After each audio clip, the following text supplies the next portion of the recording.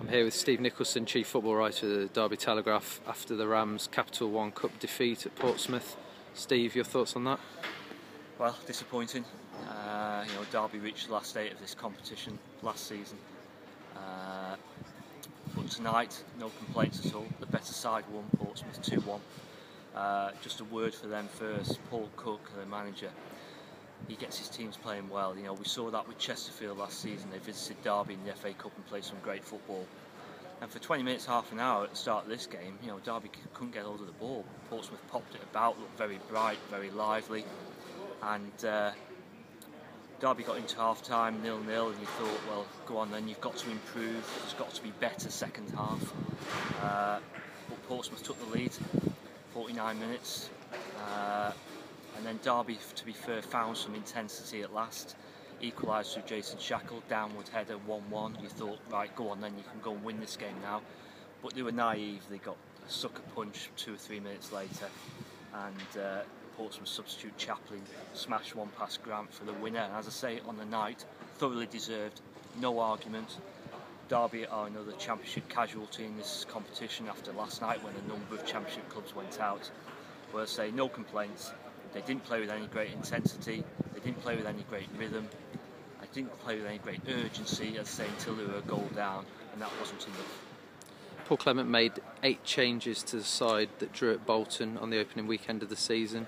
Your thoughts on how that went? Well, I wrote in the Telegraph in my Tuesday Talk column that I thought he should make changes, and I stand by that, despite the result tonight. Derby have got a strong squad. The squad is trumpeted as being one of the strongest in the Championship. So if you've got that squad, use that squad. And the side he put out tonight was a good-looking side. I saw people on Twitter before the game saying that side looks good. Someone tweeted could finish top 10 Championship, that side. So the players were out there, and then it's up to the players to take the opportunity. Not enough of them did that on the night. So I think it's too easy to point to changes. Derby made 8 changes. Okay, that might be a bit too many. Half a dozen, I think, is usually about right, as we saw last season when Steve McLaren made half a dozen in a couple of ties. But Portsmouth made 7 changes. It didn't affect their rhythm. They popped the ball around early on, lovely. So I'm not into the changes as an excuse. The players who sent out there tonight are good enough and should have been good enough to take Derby through.